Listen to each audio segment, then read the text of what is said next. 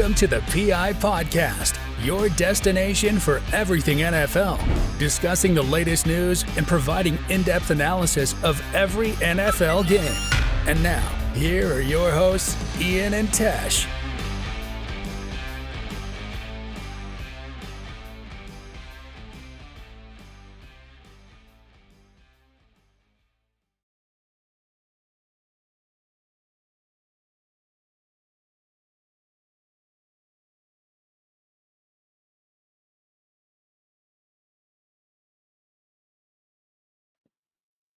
What is up, guys? Pratesh from PI Podcast here. Welcome, guys. This is episode 80. What did I say? 85. Yeah. So, week one of the NFL season has concluded. So, a lot to talk about. I'll be live for a while. And a lot of stuff to discuss. But if you saw the title, it says Red Zone for casuals. That's an interesting point I wanted to bring up. So I've seen a lot of comments recently, like people just commenting either on TikTok or on Twitter or even on Instagram and stuff like that, or YouTube. They literally, it's weird. They literally say that Red Zone is for casuals. So if you want to watch real football, don't watch Red Zone, which doesn't make any sense to me. I think they're just little kids just saying that. Honestly, 99% of them are probably little kids.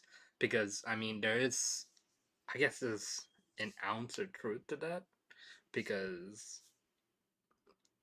there's an ounce of truth just because, I mean, yeah, you don't get to see every play, you don't get to see the all 22 film. But at the same time, let's just say your favorite team's playing on Sunday night or Monday night, and you watch Red Zone just because your favorite team's not playing. You're seeing, at least in the 1 o'clock games, you're not seeing every play, but you're seeing almost 90% of the game from every game. Because as soon as they get to the red zone, you're seeing every play from the red zone. And between that and where they start from the field, you're seeing chunk plays too. So realistically, you are seeing all the plays. And especially where it doesn't make sense is the 4 o'clock games. You are seeing Tim. How's it going, dude? How you doing tonight, Tim? I'm just talking about I just wanted a lot of people are commenting on Red Zone is for casuals, so I'm just like, that doesn't make any sense to me. Because 4 o'clock games on Red Zone, you literally see almost every play on Red Zone except for maybe one or two. You see almost every single play on Red Zone. So it's probably all trolls, but I don't know why I've seen it more often this year. It's just people commenting Red Zone is for casuals. If you want to watch real football, don't watch Red Zone. It's like, it doesn't make any sense. Maybe they're mad that it's commercial or something. Probably what that stems from. But yeah, it doesn't make any sense because the 4 o'clock games you are seeing especially the 4 o'clock games. Again, you are seeing almost every play from those games, no matter what. Because there's only like 3 or 4 games at 4 o'clock slate. Yeah, exactly, Tim. Red Zone is a must for fantasy football. Like, it just helps you see your players that you drafted, especially if they get touchdowns. But also, 1 o'clock games, you don't see every play, but you see almost 90% of it. So then again, that argument still doesn't hold up because you're seeing most of the game, especially if your team's not playing. You're gonna watch a red zone all day. So I just don't understand where that came from, but I just want to touch on that for a little bit there. Yeah. Tim, before I get into it, with all the recaps, let me know what you thought of your Panthers. Um, and I try to get it. Oh, what stream elements? I tried to get Ian on here, but he was texting in our sleeper chat, but he just completely ignored my text messages. So that's kind of been hard with him. It's just communication, just bad. And he ignored text, so he's a weirdo. So that's what I'm thinking of. I don't know, but yeah, I try to get Ian on here, but apparently he doesn't. Not interested or not committed. I don't know. Figure it out later, but right now I did want to talk football. I was gonna do it no matter what, no matter if anyone's committed or not. Same old Panthers. Bryce sucks. Defense can't stop the run. Oh my goodness.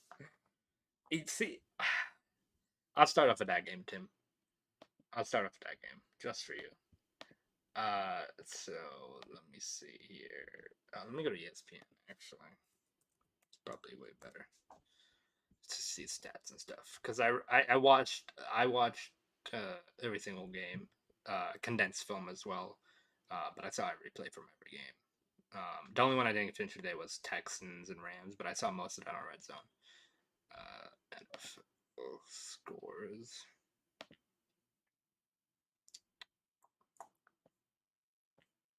Oh, but I know 20. Dude, Tim, what I gotta say is literally, I was as soon as I was watching game, Bryce Young looked didn't look great. I'd have to say, but at the same time, it wasn't like the worst performance he's had. I'm not even gonna lie.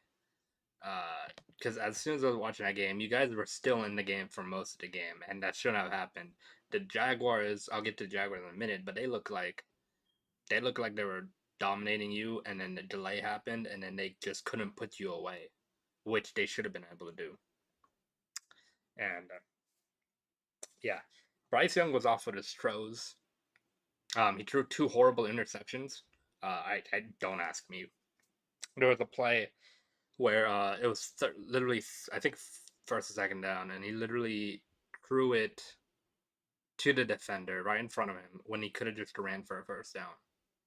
So decision making has to be better for him, and it looked like his decision making got a lot better at the end of the season last year. I mean, it is still week one, so I'm not gonna overreact over it, but still, you can't. If you have a wide open first down, why are you not run for it? Are you overthinking yourself? That's probably what it is. He's probably overthinking himself. And then another play I saw on fourth down, you probably saw it too, Tim. Fourth down, he decides to throw it away.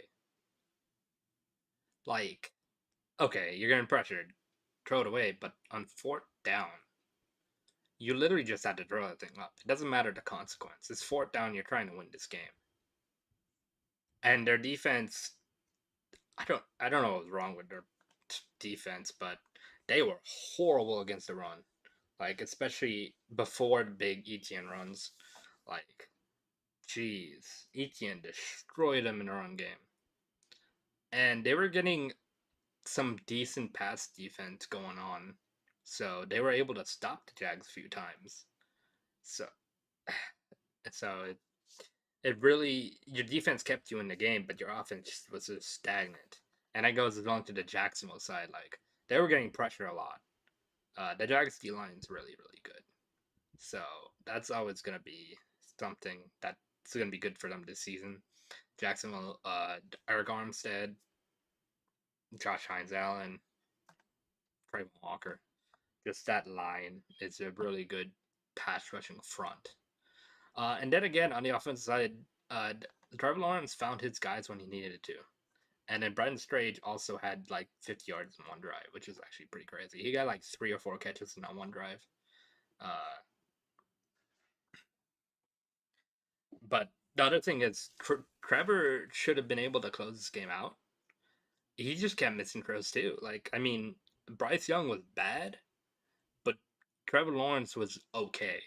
I mean, there was a horrible interception he threw. He just threw it up. But and then the one-handed JC Horner interception was pretty cool. But Trevor also missed a lot of passes he should have made. Well, that he usually misses.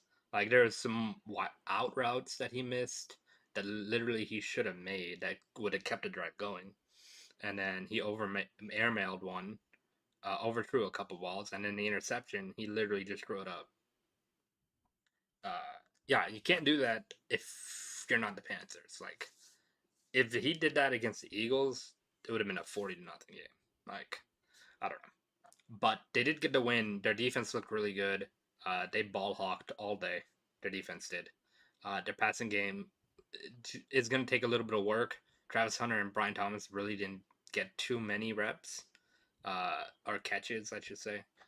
But the Jags offense did their part to win the game, and they looked good, especially in the running game. Travis Etienne actually destroyed, which I mean, that and now Tank Bixby getting traded to the Eagles. Now Travis Etienne is definitely their number one running back. Which I mean, if you're gonna draft a guy like Tank Bixby and just trade him, I mean, they just do weird stuff. But Tank Bixby, obviously they got some picks out of it, so that's always good. Travis Etienne's gonna be the main back now for the season at least. And that game was interesting. It was just I was waiting for the Jags to put him away. I think that rudder delay kind of stalled things a little bit because I think they were literally taking a game away. The Jaguars were. They were gonna blow him out, but then the rudder delay happened. It kind of helped the Panthers a little bit, but it still couldn't get anything going on offense because Bryce Young kept missing passes, and there was a couple of drops that the wide receivers had, but Bryce Young wasn't very good. He wasn't horrible, I'd say. He just wasn't very good.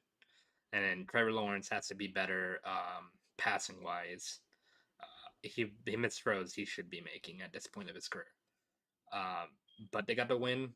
Um, Interesting to see the next week's games. I'm gonna go over it at the end of this podcast. I'm gonna go live on Saturday actually to recap to preview Sunday's games, but I will go over Thursday night's game tonight because at the end of the podcast because I want to go over that because I don't know if I'll be live again before Thursday. So I will go over Thursday night's game today. But Jags win, good win for them. It's the first game with the new head coach, new GM, new everything. So it's not gonna be perfect, and they got the win. They start off 1-0.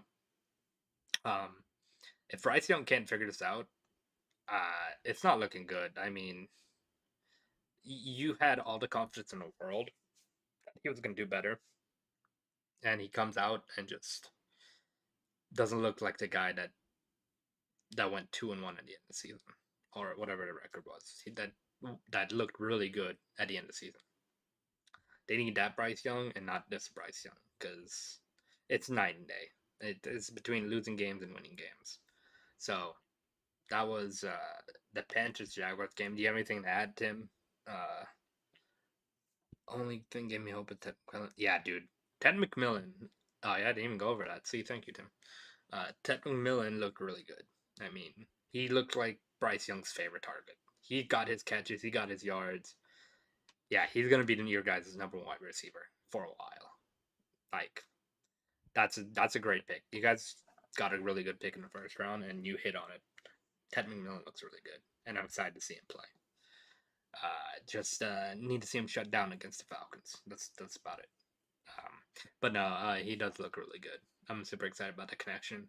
It's just Bryce Young's got to play a lot better if you guys want to win games this year. I know it was going to be a tough year for you guys, regardless. You guys are still building, but you need to be able to have Bryce Young actually play good football. Otherwise, you're going to be stuck in another hole where you're trying to develop another quarterback, and you can't do that forever with the guys you have. Derek Brown's not getting any younger. J.C. Horn's not getting any younger. The defense in the whole is not getting any younger. So that's what it's got to be, literally. All right, so we did a podcast before Thursday Night Football, so we'll go over that a little bit. So obviously, Eagles won, and Eagles won in 24-20 game against the Cowboys.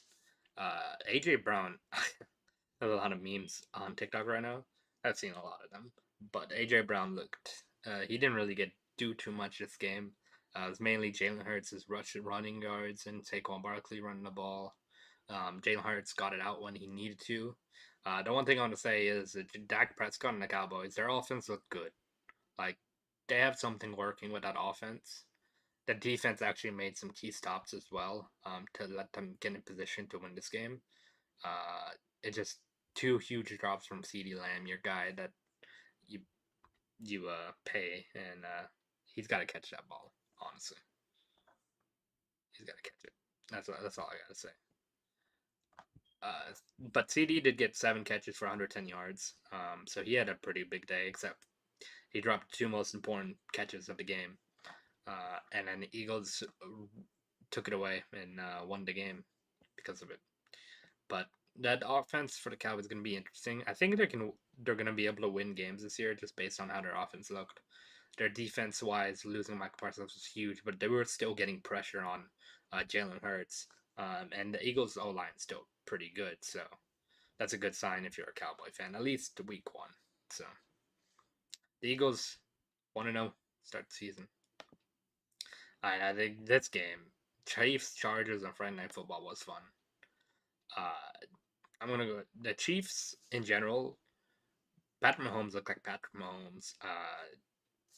I mean, there's some things that he can do that no other quarterback can do, and it's actually insane what he does. Like to find Hollywood Brown wide open on a deep pass when you needed it to stay in the game. Like what was that? That was absolutely insane. Isaiah Pacheco couldn't really get any. The run game couldn't get running going at all. The only thing that helped him was Patrick Mahomes with his legs. He got a rushing touchdown off of it, so that kept him in the game. Pacheco couldn't do much. The run game needs to get better. Patrick Mahomes, that offense took a huge loss with Xavier Worthy's shoulder. They say he's day to day, but it looked pretty bad, to be honest. So he'll probably miss this week if I'm being honest. And they're gonna see if they're gonna put a harness on his shoulder to see if he can play through it, or surgery. So there's a chance that he would be out for a season, just because Travis Kelce ran into him and took his shoulder out. That's actually insane. Hollywood Brown was the main receiver because obviously Xavier Worthy went out, like I just said, within the first drive. So Hollywood Brown had 10 catches for 99 yards. Yeah, so expect a lot more of him because he's going to be their main deep threat. And Tyquan Thornton. I think he got a couple catches. He made some big plays as well. Juju had to as well, and then Travis Kelce had a huge touchdown. But Kelce doesn't look like himself. But he's still Kelce, so he'll get his catches. He only had 2 catches too, so could be a decline. We don't know, but he still had that big touchdown. And Justin Herbert just looked like Justin Herbert, like 3 touchdowns, 318 yards. He was awesome. Just finding all his open receivers. Quentin Johnston actually caught some balls. He got 2 touchdowns. Looked like Justin Herbert's main target. Him and McConkey looked like his main guys. And then bringing Keenan Allen back was huge. It really helps that offense, especially when Lad McConkey was the only guy last year. Quentin Johnston just dropping balls. They got a nice wide receiver room this year, especially if Quentin Johnston keeps doing what he's doing from game 1. Dude, there's Justin Herbert's running this offense well. Jim Harbaugh is a really good coach, and I'm excited to see where the Chargers teams can be. They took a big division win against the Chiefs. They're 1-0. They're gonna have the tiebreaker. They play them again, so we'll see. But it's gonna be huge leading into the division winners at the end of the year, especially if the Chargers keep winning. But they look really good. Omarion Hampton looks like it's their main back, and he looked good. It's his first start, so he looked really good. He didn't get too many yards, crazy amount of yards, but he did get his workload, and he's going to be a really good back. I think he's going to be really good for the Chargers. And I'm still surprised Quentin Johnston got 2 touchdowns. He looked really good. Like Lad McConkey and Keenan Allen are opening stuff up for him because everyone's focused on Lad McConkey. And Lad McConkey is still really good. I don't think anyone can cover him. He just find ways to get open regardless. And Tyler Conklin got a couple of big catches as well. And the Chargers won that one to go 1-0 on the season. It is week one, but I'm not really worried about the Chiefs right now, just because it is week one. So we'll see how the Chiefs look. But if they look like they did, especially their defense, uh, to be able to get one more chance, there was a third down. Justin Herbert ran for first down to end the game, and Chris Jones went onto the inside when he was well, for a fact, we probably all know he was supposed to stay outside to contain Justin Herbert, so he wouldn't be able to go to the outside and run. But he went inside, and him and Drew Tranquil were arguing a lot at the end of that game, and yeah, it got heated between them two. But Chris Jones missed his assignment. That's on him, and their defense got destroyed by Justin Herbert in the passing game. They need to be a lot better passing wise. It might be their defense does not look like a Chiefs defense. So that's something to look at during their games. I think they'll be fine though. They still have Mahomes. He'll figure out a way to win games. But it is week one, so I think no overreact about. Next up, we got Bengals Browns. Bengals and Browns.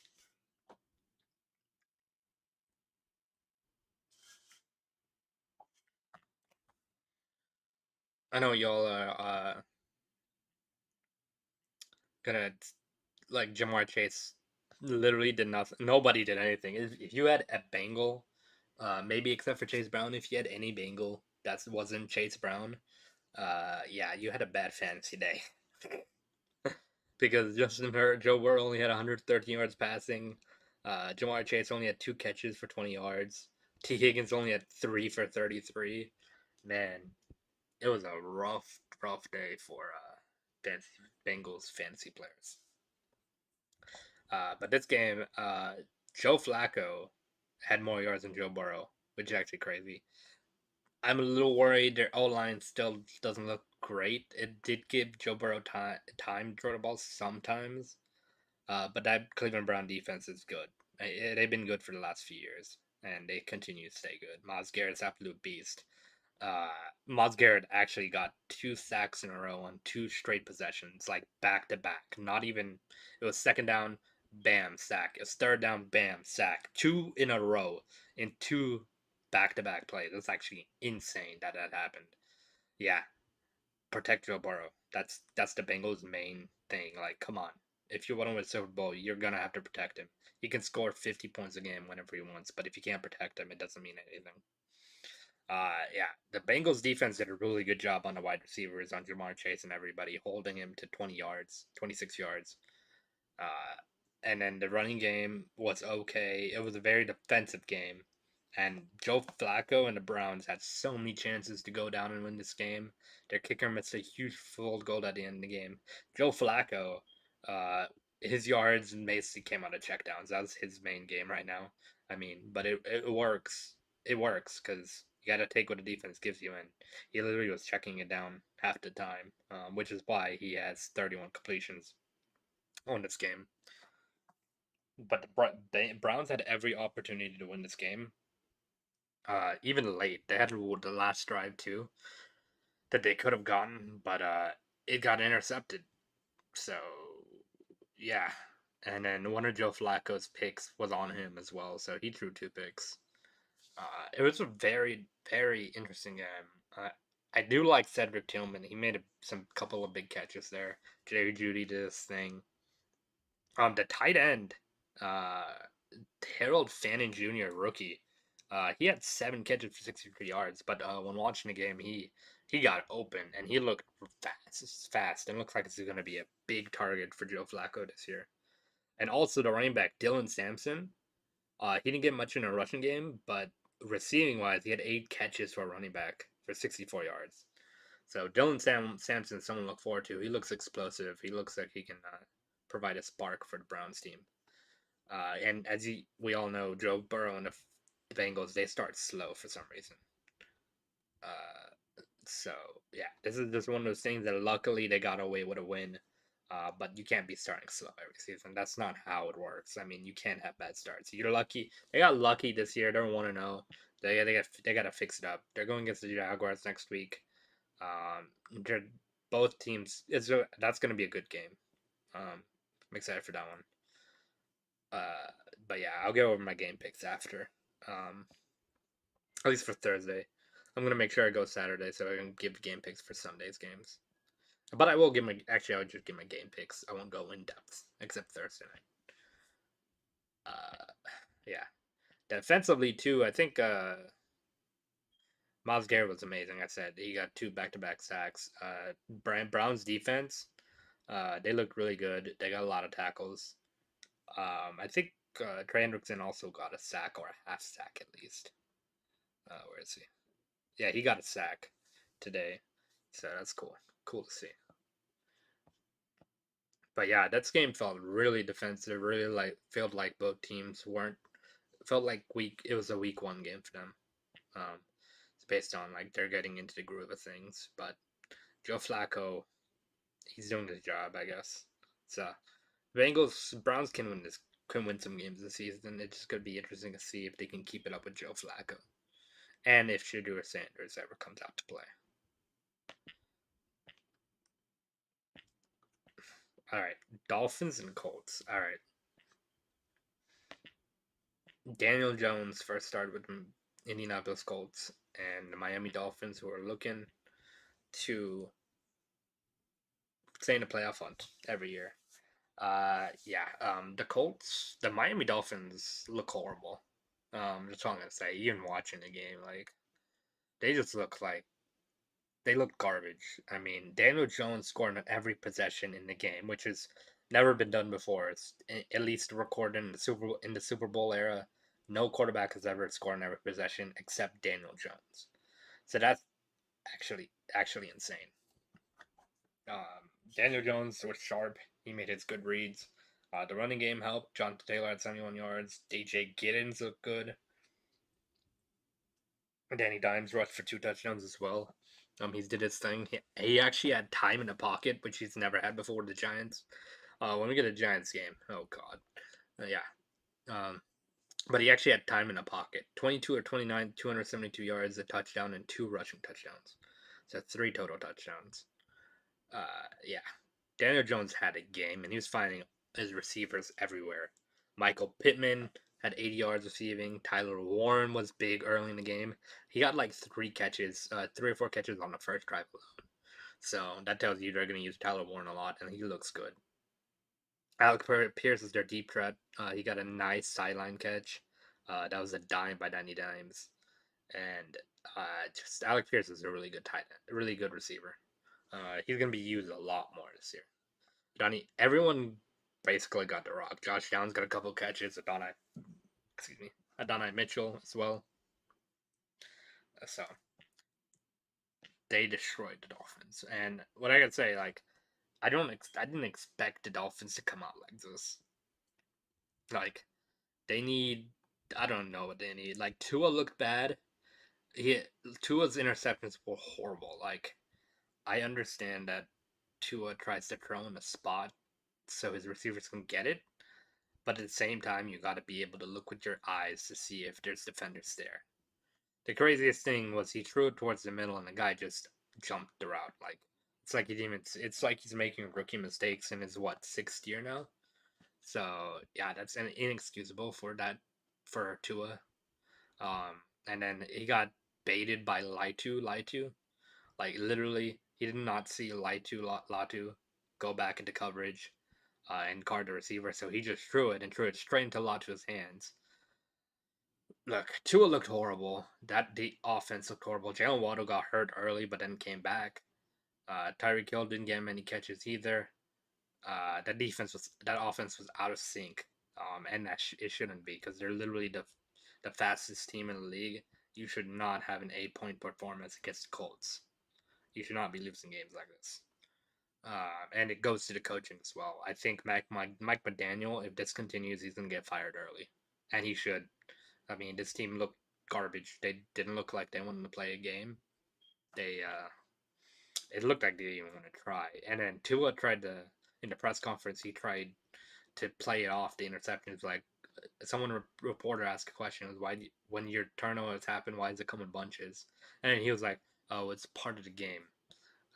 It's part of the game. I'm not gonna worry about it too much. I mean, but Tua, you can't turn the ball over. Your Tua turned the ball over. Oh, he had a fumble too, which was horrible as well. The Dolphins look like they're in shambles.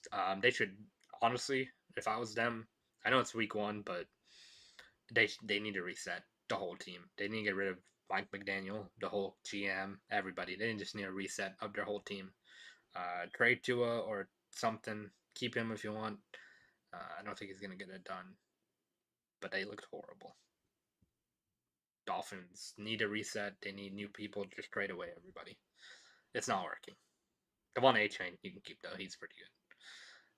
But yeah, the Dolphins looked horrible. They're not winning anything. They gotta fix that really, really like now. Never.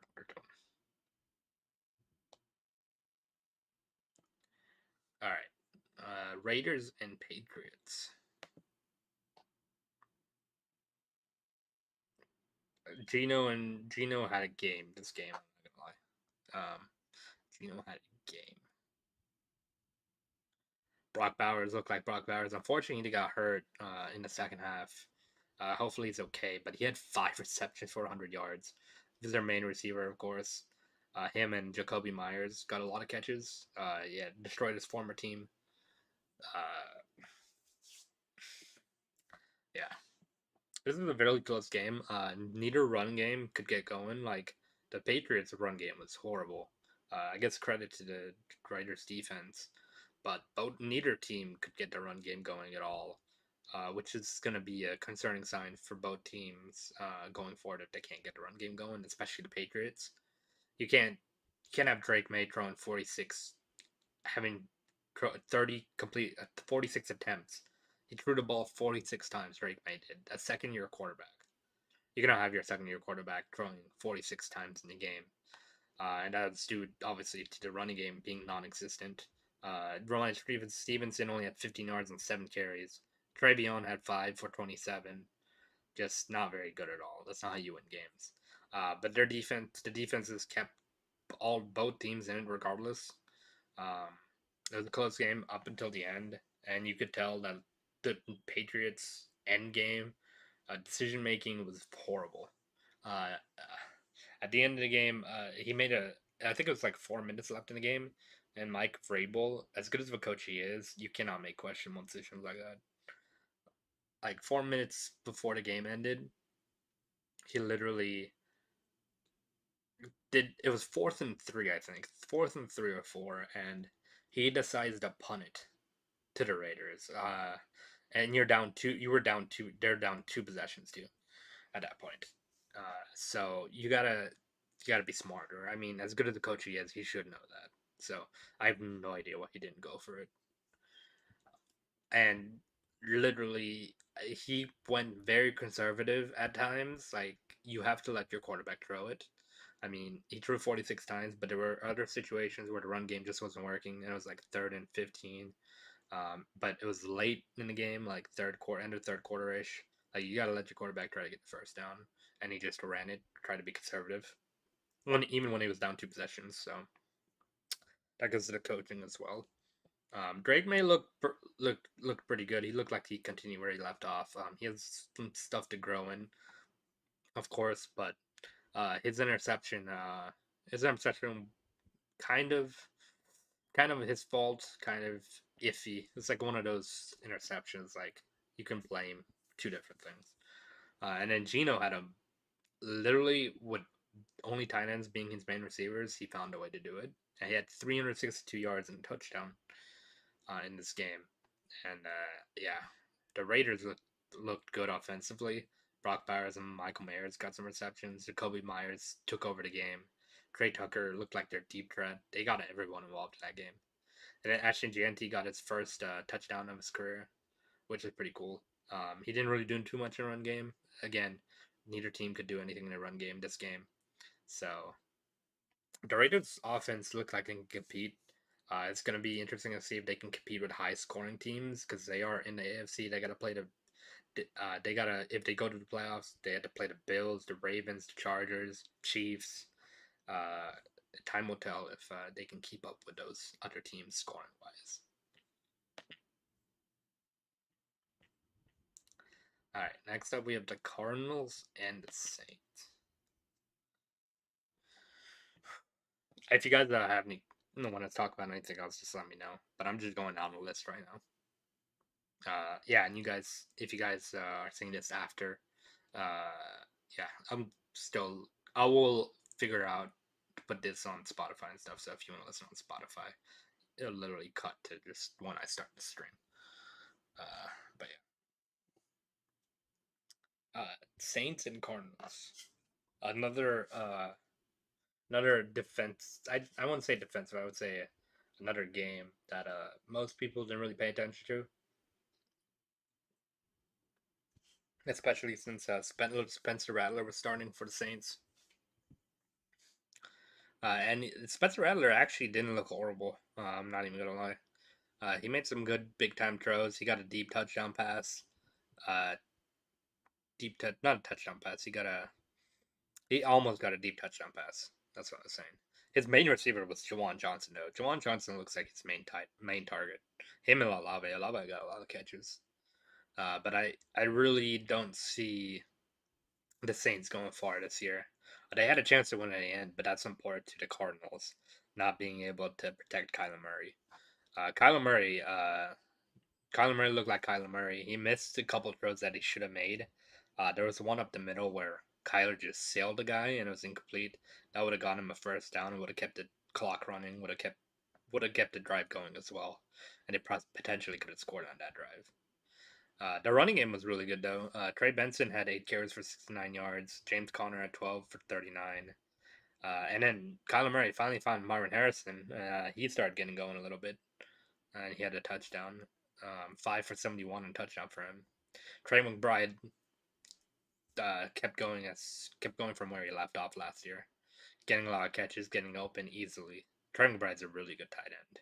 He's gonna be really good this year.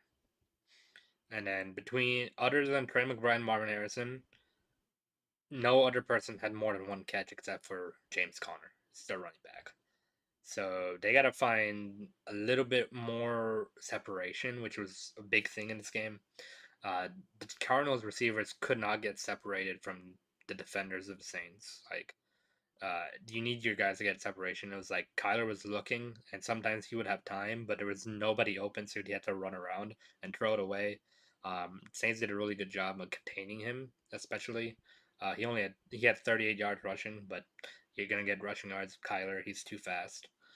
Um, he only had 163 yards and 2 touchdowns. He won the game though. Kyler needs to be more accurate. I'd say. I mean, he's a lot older than people like Tua and Justin Herbert, but he's getting his job done. But he also has to have the protection. And the Saints defense actually credited their defensive line. Cameron Jordan got 2 sacks this game, which was huge for them. And they have consistently got pressure on Kyler to where he had to throw it away or run with his legs, which is where you want Cardinals to be. I'm not sure where I stand on either of these teams. At times, I think Arizona can be good. Their defense played good against Spencer Rattler, but that's not saying much because it is Spencer Rattler. I mean, Spencer Rattler even himself didn't have a horrible game either. So they could be potentially competitive based on who they're playing. And not too much to say, but that was a fun game, especially because it was close. Like that Colts Dolphins game, it was fun to see Daniel Jones light it up against Miami, though. I'm not gonna lie. And then right here, we got a really, really good game in the Steelers and the Jets.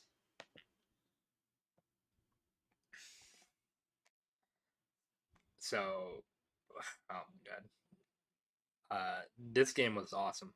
If you guys didn't get a chance to see this game, it's Steelers and Jets.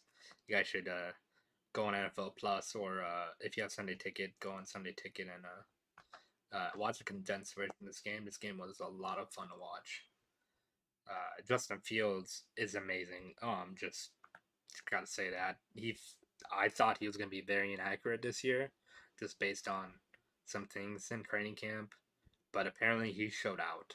Like He threw an absolute dime to Garrett Wilson for a touchdown and looked sharp all day. And then Aaron Rodgers also looked sharp as well. He threw 4 touchdowns, four passing touchdowns on the day, which is crazy. The Steelers actually got him time to throw the ball, as well as Justin Fields. He had time to throw the ball too. TJ Watt did not get a sack. It didn't really feel like TJ Watt was affecting what Justin Fields did. And whenever Justin Fields did get pressured, he'd somehow find a way every time to get out of the sack and get at least a yard or more rushing. This what we all thought was going to be a defensive game was actually a shootout, and it was a lot of fun. Brees Hall had an amazing game. He had 19 carries for 100 yards, 107 yards. Justin Fields ran for 2 touchdowns as well, so that was huge. He had a rushing touchdown, and he literally faked out the whole Steelers defense. They faked a run, and he faked the whole Steelers defense so bad that he walked into the end zone. It was actually pretty awesome. But DK Metcalf did get involved a lot, and then as well as Calvin Austin, Aaron Rodgers found them, and he threw some dimes to them in the end zone. DK didn't score, but Calvin Austin did, and Spence Garnick got the first touchdown. It's going to be interesting. The Jets did do a really good job in the run game, though. Quinnen Williams was a force to reckon with this game, especially in the run game. He was constantly blowing up the Steelers' run game, and they really didn't get too much involved in the run game. That's why Aaron Rodgers had to throw it a lot more than he wanted to. Jalen Warren had 11 carries for 37 yards. Kenneth Gainwell 7 for 19. Not too much going for them in the run game. But they did come away with it at the end. He got a late touchdown to Calvin Austin. Aaron Rodgers did. And Jets did have a chance to go down the field and try to get the field goal. And on 4th down, Justin Fields threw a dime to Garrett Wilson, and he dropped it, unfortunately.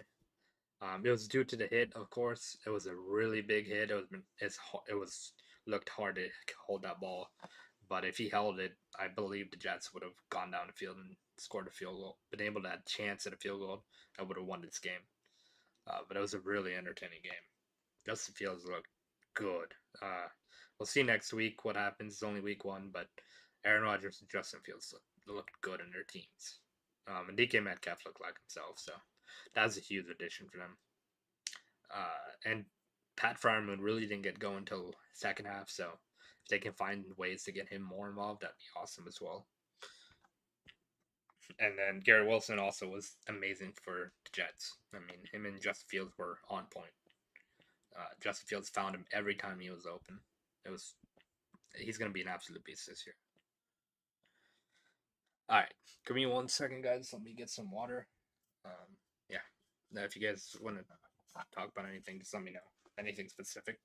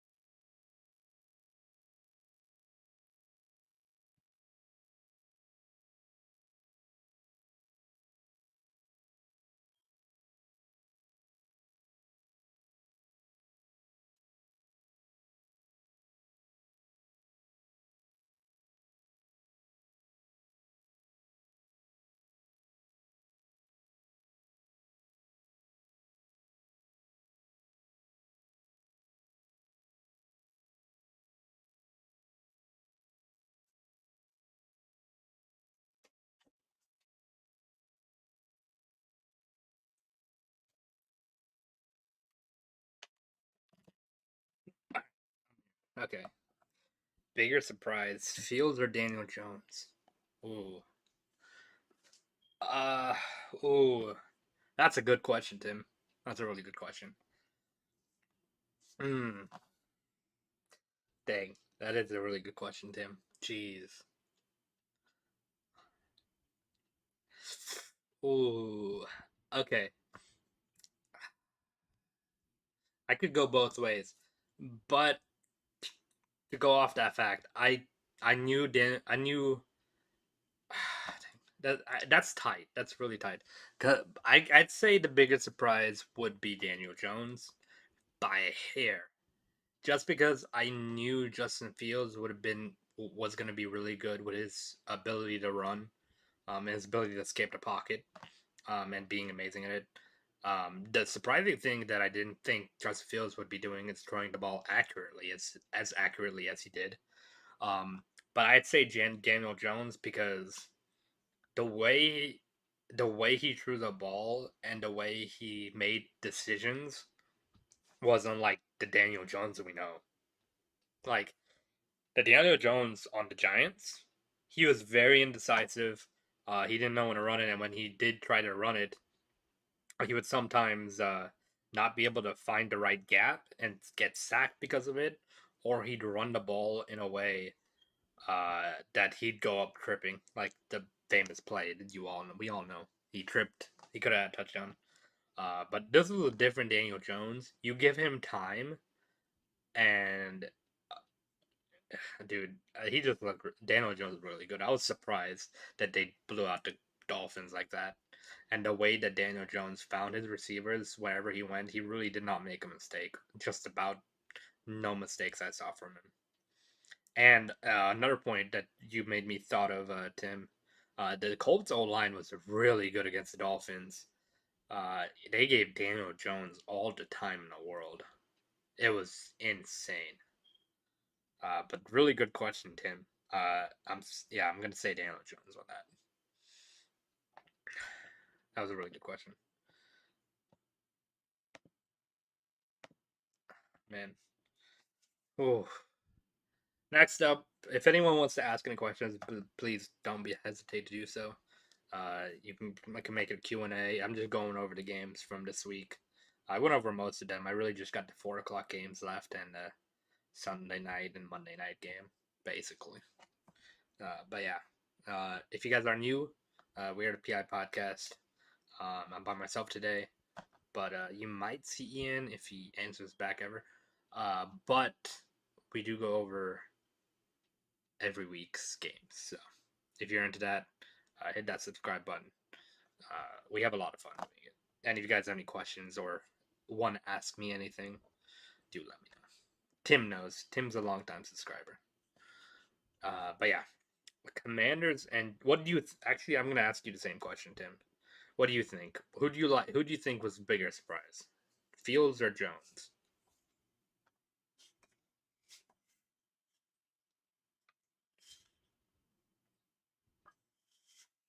Well, we do that. Commanders and Giants. Jane Daniels picked up right where he left off. The Giants picked up right where they left off as well, being the same old Giants. No matter if you got Russell Wilson up there, their offensive line is so bad it doesn't matter. Russell Wilson did what he could, but he consistently got pressured. I think almost every every snap that he took passing the ball. It's actually embarrassing how bad that Giants O line is. Um, yeah, and somehow they were still in this game thanks to their defense. Adding Abdul Carter to Kayvon Thibodeau and Brian Burns on the defensive line. Wow, I did that was crazy addition, and they got the job done. I mean, they didn't win, but they consistently pressured Jaden Daniels, made him off his game a little bit, contained him when they needed to. They really kept this game closer. The whole defense, not just the pressure. The cornerbacks were playing good. The safeties. Uh, Obviously, not the whole game. They didn't, but they did enough to where they got into a two-position game, like the whole game. Like you, it felt like the Commanders could have scored 40, but the Giants' defense kept them in the game the whole way through. Pasadena's incoming side as Jones. I was shocked. Yeah. I mean, if he continues this, Tim, I mean, if they continue to give him time like that, I don't know. But I'm interested to see who they play when they play against some of these better pass rushing teams. Actually, while I do this, we can look at the Colts schedule. Okay. All right. Colts play the Broncos next week. So that's going to be a big test. The Broncos defense is really, really good.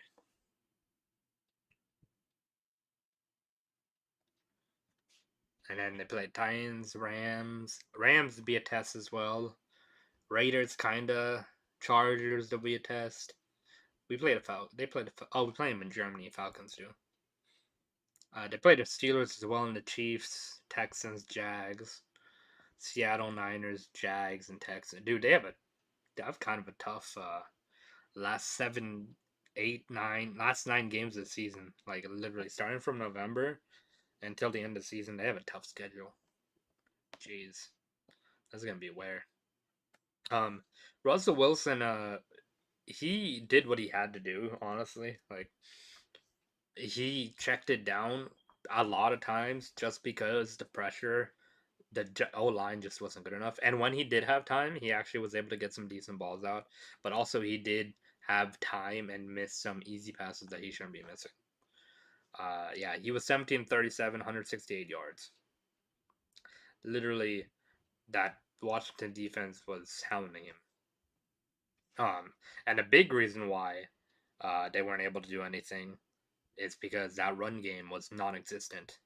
Like anytime they tried to run the ball, Washington was already penetrating as soon as he gave the ball to the running back.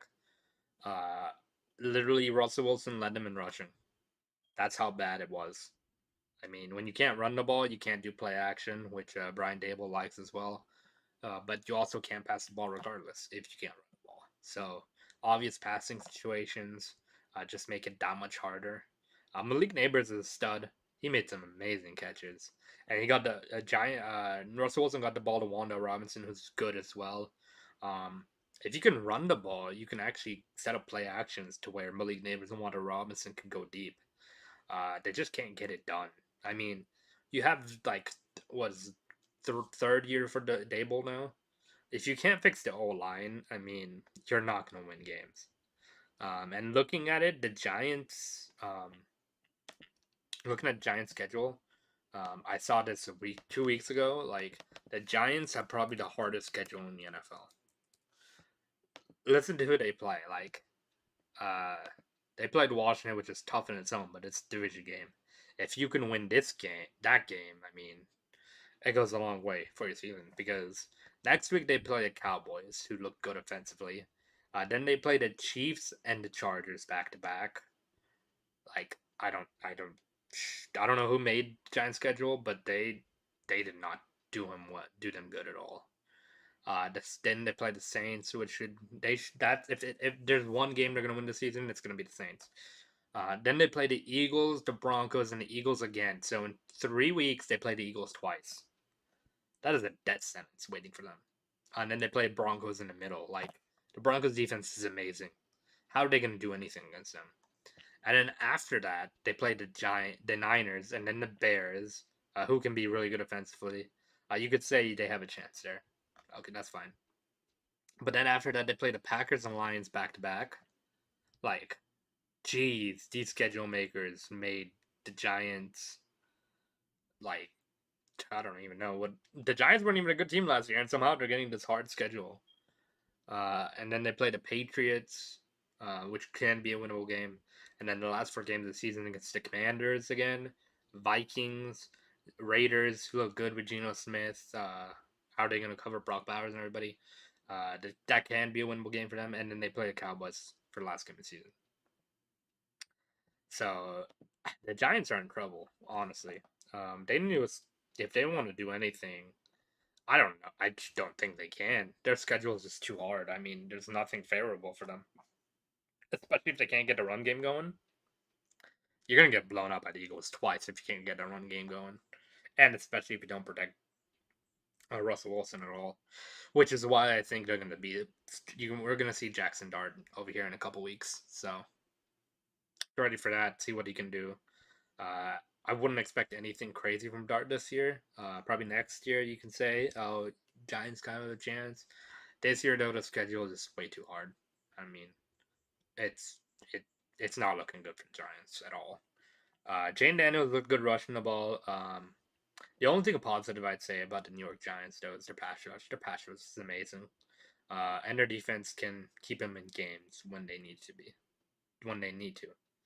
Uh, but that but that bend but don't break defense only works if your offense can score, which obviously they didn't because they only got 6 points.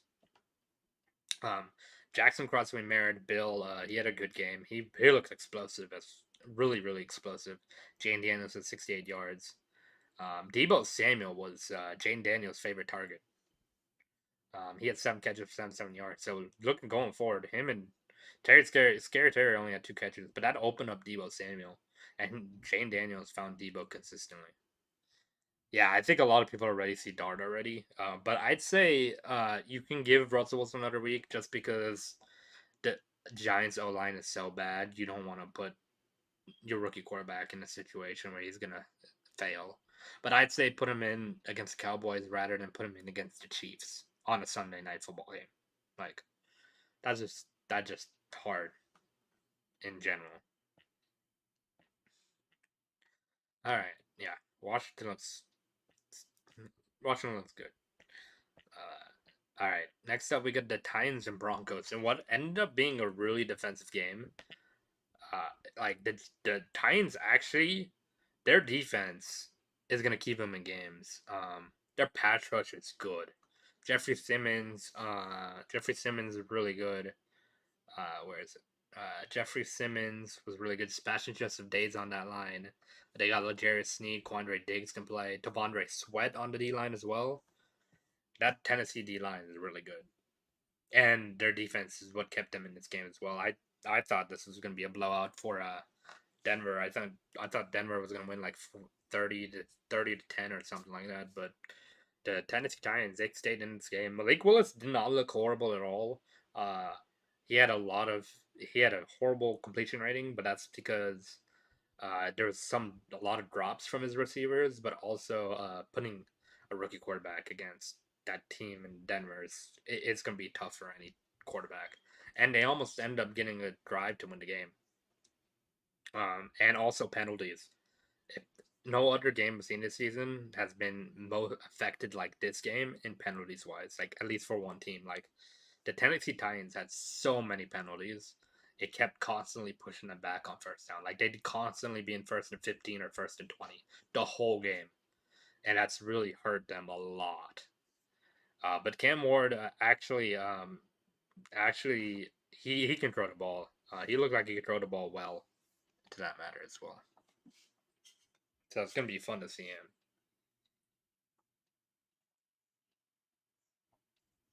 And unfortunately, what happened? He got sacked 6 times. You never want that for your rookie quarterback.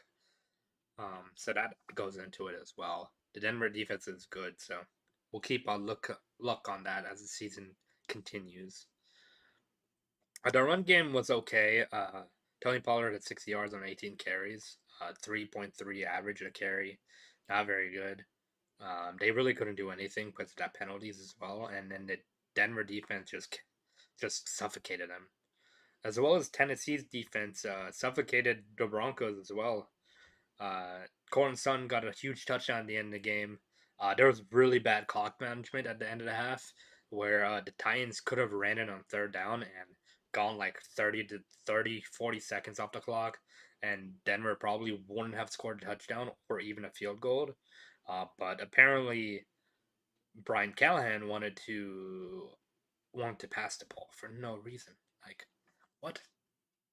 You're trying to get out of the half. Like, don't allow points. That's the 7 point difference, and they lost by eight points. So I just don't understand why you do that in that situation at the end of the half. That literally probably cost you the game. Honestly, just that decision alone, based on how the final score ended up being and based how the team did. They had a final drive, Cam Ward did and company, to go and tie this game. And Calvin Ridley had huge drops. The whole team had huge drops, but Calvin Ridley had 2 drops that were huge. And like Calvin Ridley, Man, I loved him as a Falcon. He's a really, really good route runner, but don't be cocky. Like in training camp, he was cocky because he got a catch in training camp, and then we run the training camp regardless. So he ended up being really cocky for no reason and be like, "Oh, I'm so good, brother. You had 4 receptions for 27 yards. You did nothing for your team this game. Like, calm down. You're supposed to be the number one wide receiver. Do that for your team." But the Titans' defense in general, if I'd say something positive about the Titans, their defense kept them in this game. Bo Nix had some horrible interceptions, but he settled down. He needs to be careful of throwing across the middle and throwing on the run because he forced the ball into some situations, which ended up being interceptions. But Bo Nix, he should settle down. And then RJ Harvey looked good. He had 6 carries for 70 yards. He got a most of that on one huge run in the late in the game in the fourth quarter to kind of take a good chunk of clock out for the Broncos. And then Cortland Sutton got his touchdown. He got his receptions. Troy Franklin got catches. Evan Ingram didn't do too much this game, but I'm sure he'll go do more as the season continues. Yeah, the Broncos' defense is really good. Got to remember that. And if Bo Nix can settle down and and do what he did last year, I think the Broncos are going to be a really good team, and they're going to compete in that division. All right, 49ers and Seahawks. This game ended up being really tight. Sam Darnold's first start with the Seattle ended up being really good. Cooper Kupp had some huge drops that he normally doesn't do. He wasn't very involved much either, so they needed to do that. But it was basically Ricky Pearsall versus Jackson Smith and Jigba. JSN had 9 catches for 124 yards, and then Ricky Pearsall had 4 for 108. Brock Purdy had some pretty bad interceptions. Like, one of them was 50-50 ball, so I don't really 100% blame it on him. But the other one, he just threw it up. And you can't be doing that in a close game like this. They're lucky they got away. And the touchdown pass was a 50-50 ball, too. The tight end that caught it, it was his first catch in the NFL, too. Jake Tonges. His touchdown to win the game literally was a 50-50 ball, so you got to be careful of that. But Sam Darnold, they need to get going a little bit. He had some really good passes when he had the time, but when he didn't have time, he really couldn't do much. And then Brock Purdy, he started the game really hot. Like, he looked like Brock Purdy we know. And then things started getting tighter in the game, and he made some horrible decisions and just needs to calm down and take what the defense gives you. That's basically what I got to say to Brock Purdy and the Niners. Christian McCaffrey looked like Christian McCaffrey, so that's always good to see. He got 22 carries, 69 yards, and 9 catches, 73. So he had over 160 yards, or over 140 yards rushing and receiving.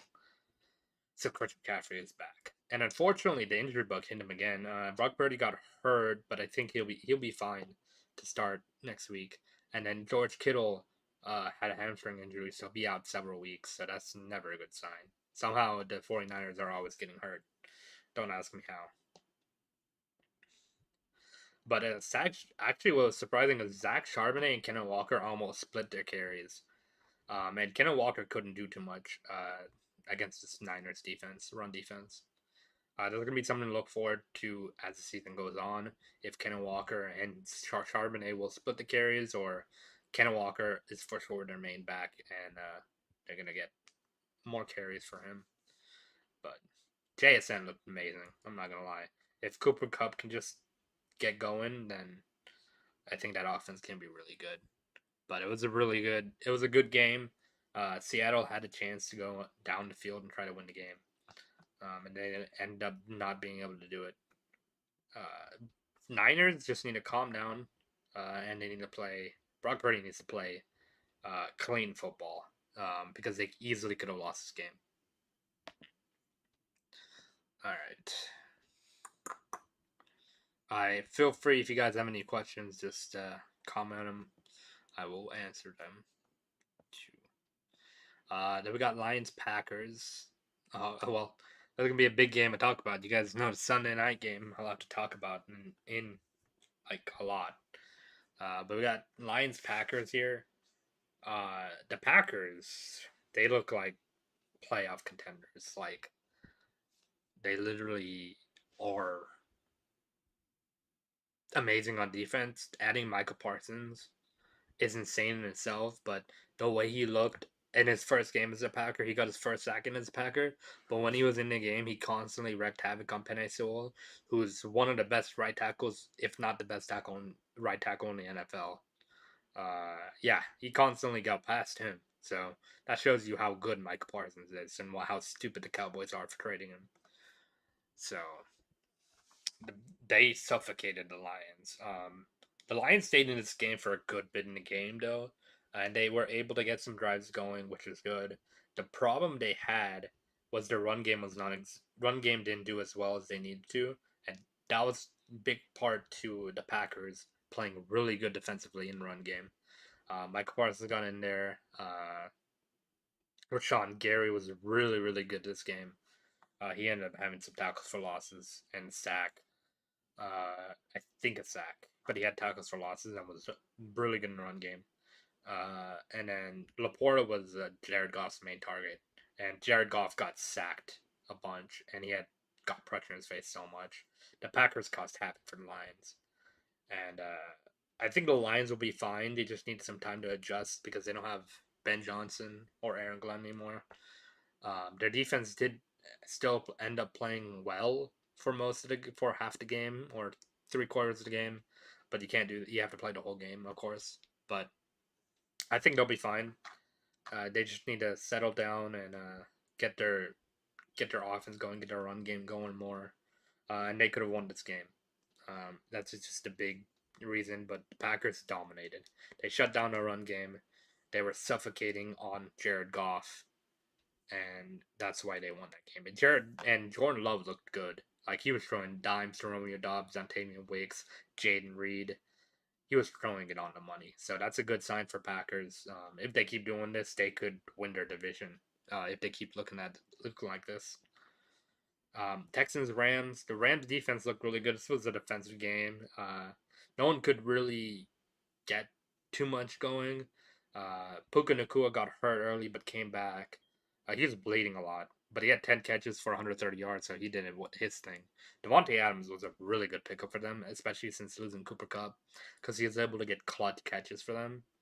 And CJ Stroud, I think we say this every year, he just doesn't have any protection. And again, the Rams defense is very good, especially pass rush wise with Jared Verse, and they gave CJ Stroud hell on offense.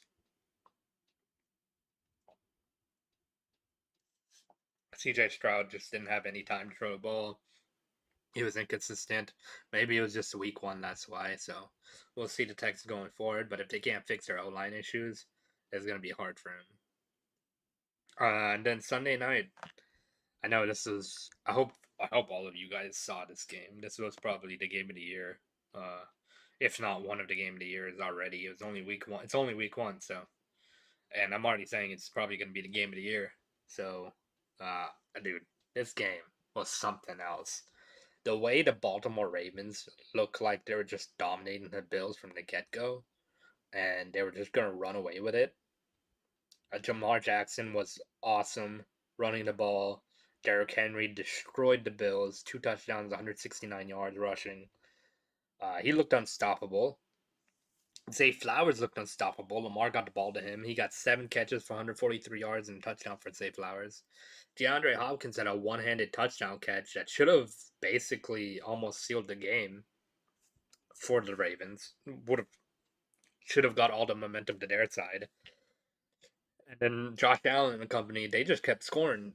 Every time the Ravens scored, they scored up until the third quarter. Well, that's when they started getting behind 2 possession games. So the Ravens would go up 2 possessions, and then the Bills would score, and then the Ravens would just keep scoring, and they'd always be 2 possessions behind. Up until the fourth quarter, the Ravens should not have lost this game. They looked way too good. They looked like they were dominating the Bills up until the fourth quarter. Oh man, oh man. Josh Allen is just something else. I gotta say, Josh Allen can throw anything. His main he loves to go out the pocket and throw the ball, but he can throw it from the pocket and still hit you accurately. Josh Allen can definitely be the MVP again. Uh, and they're my favorites to win the Super Bowl this year. If their offense looks this good, um, I just don't see anyone stopping him. Especially if the Ravens basically did stop him and dominated this game, and they still lost. The big factor at the end of the game was that Derrick Henry fumble. The Ravens were kept scoring every time the Bills scored. It looked like it was going to be never ending. The Ravens would just walk away with it. And then Derrick Henry fumbled, which changed the momentum of the game.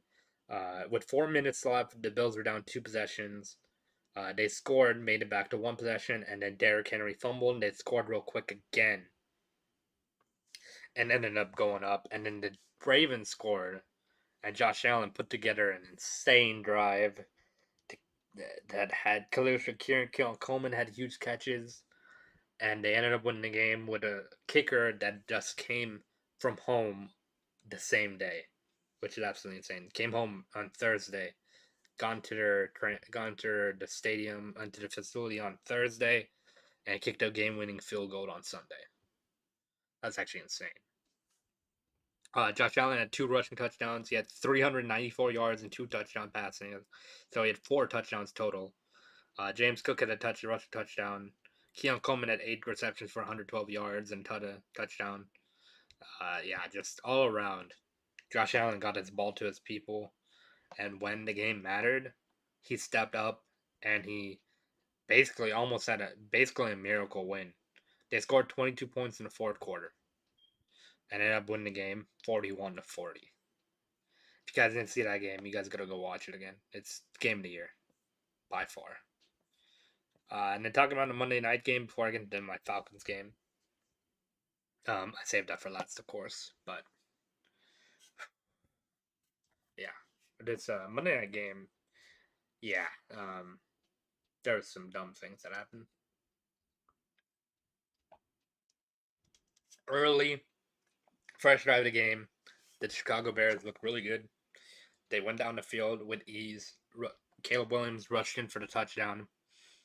And then they kept suffocating the Vikings. J.J. McCarthy looked horrible the first half. The Bears kept confusing him a lot, caused him to throw in pick six. It was just looking really bad for the Vikings. And then the second half happened. The Bears in the second half had 6 straight possessions where they didn't score at all. It was punt, punt, punt, fumble, punt, punt. I don't know if that was 6, but regardless, that's how their 6 possessions went in the second half. And then you can't, as a team, you can't let the teams come back. You can't, as an offense, you can't not score 6 straight possessions in a row. You have to keep going, especially because this game just kept getting inching closer.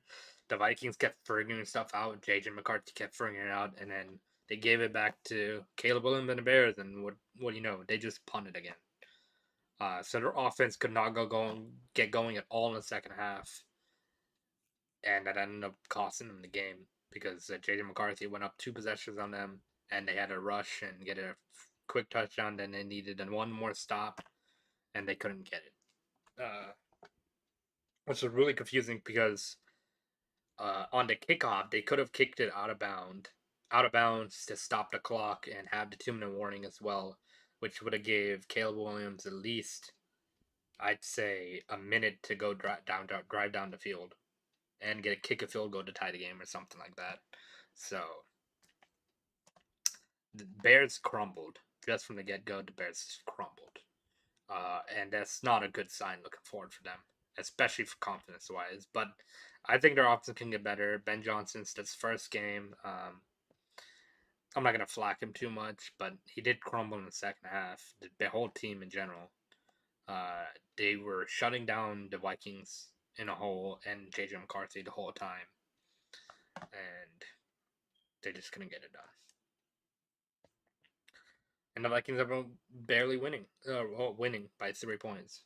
I wouldn't say barely winning. They kind of took the momentum and rode with it. All right, so before I get to the game pick, before I get to my game picks for week 2, we'll go over the last game that happened, or well, my game that happened. It was the Falcons and the Bucks. Let me drink some water before I say it. Get ready, Tim. I'm about to go on a rant.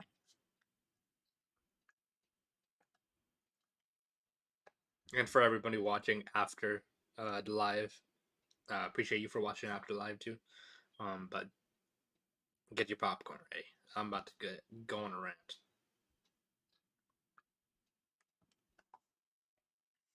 And because I know before, I'm gonna keep trying to go to live Tuesday and Saturday. Regardless if I do it myself or I get ignored by text, I'm gonna keep doing it Tuesday and Saturday. Uh, right now it's looking like I'm gonna be doing it by myself for a little while. I might move to, we'll figure that out.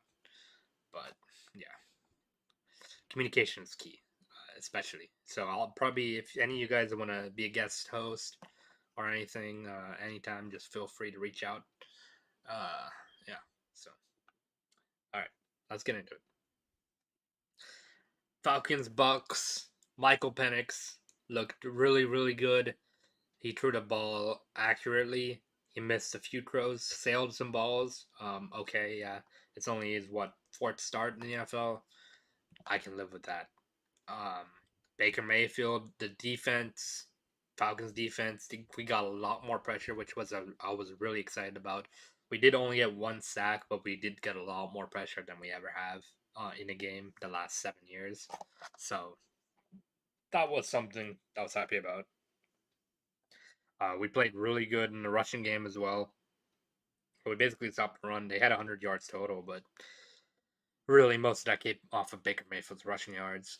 We couldn't get our run game going, unfortunately. The Buccaneers did a really good job stopping our run, especially Bijan and Algier only had 24 yards each.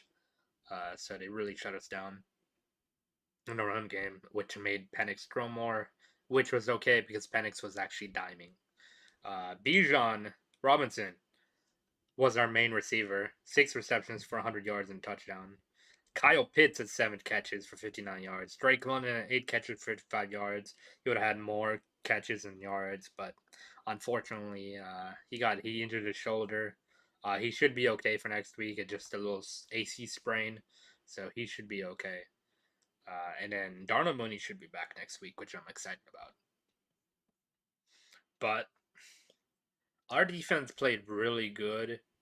It just we kept struggling after the first drive. The first drive in 2 minutes we scored with that long Bijan touchdown, but after that, we couldn't consistently keep drives going together until we needed it. Penix did look good. We just needed to keep scoring, honestly, and at times we did. When we needed to score, we did, which was nice. Baker Mayfield, we held him to 167 yards. He did get 3 passing touchdowns though. 2 of them to Buka, which both touchdowns should have been either incomplete or deflected or intercepted. And that was inches plays that give credit to Baker Mayfield. That second throw was really good. That first throw to Miko Buka, I don't think he saw Xavier Watts there, so Watts should have been able to deflect it, but he was just a hair off. Yeah. And then we get up to the end. Michael Penix gets a drive to go tie this thing and send it to overtime. We get in field goal range, 44-yard field goal, I believe, or 43. And Young Ho Koo misses it.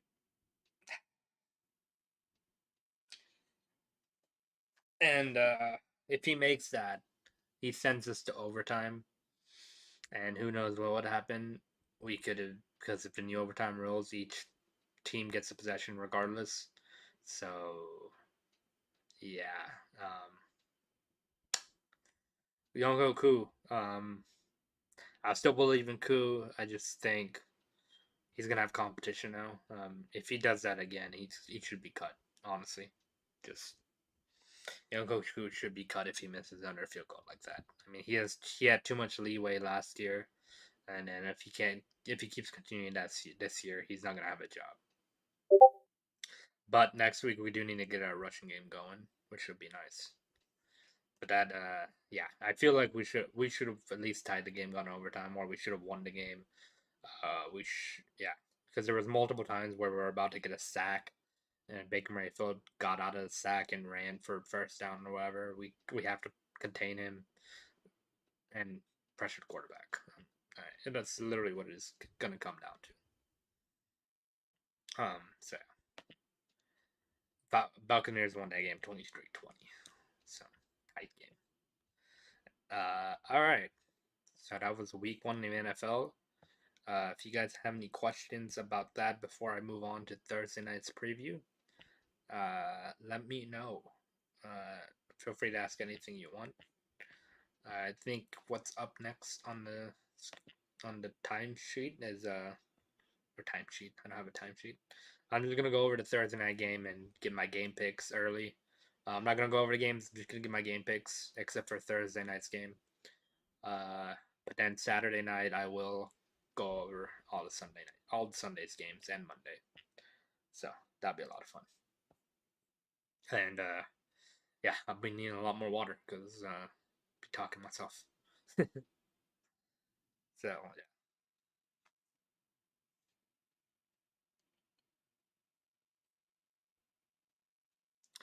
All right. So Thursday night football this week is Commanders and Packers. It's all the potential to be a really, really, really good game. It's going to come down to the Packers again being able to stop the run, which they did really well against the Lions, who had to beat Sonic and Knuckles. They stopped. They got to stop Jane Daniels now, which I believe they can do. And just based on how the Giants were able to get pressure on Jane Daniels, the Packers should be able to get pressure on Jane Daniels as well. It may cause him to throw some errant throws or cause him to run, but they also got to keep a spy on Jane Daniels, otherwise he'll kill him with the legs. On the Packers side, that Washington defense is going to come up for Jordan Love, so they got to be able to keep that defensive line contained, not give up any sacks to the Washington Commanders for Jordan Love. Jordan Love's got to be as accurate as he was in Week 1, and they just keep playing their game, and they can easily win this game. They're playing in Lambeau Field, which gives the edge to Green Bay. I think Washington's a really good team. They did not look their best against the New York Giants, but they did enough to win that game. They got to really be on their game to beat the Packers in Lambeau Field. I'm going to take the Packers here. I think the Commanders are good. You got to get Scary Terry involved if you want to win this game against the Packers. And the Packers got to keep doing what they're doing. Micah Parsons is going to be absolute force, so Commanders going to watch out for him as well. I'm going to take the Packers here. Take the Packers here. Yep. I'm going to say it'd be like 27-23. I think it's going to be a close game. All right. So I'm just going to go through my picks here. I'm not going to go over the game at all for Sunday. But Jaguars, Bengals. I'm going to take the Bengals here. I think they're going to figure Jamar Chase and Teagan is going to get going finally.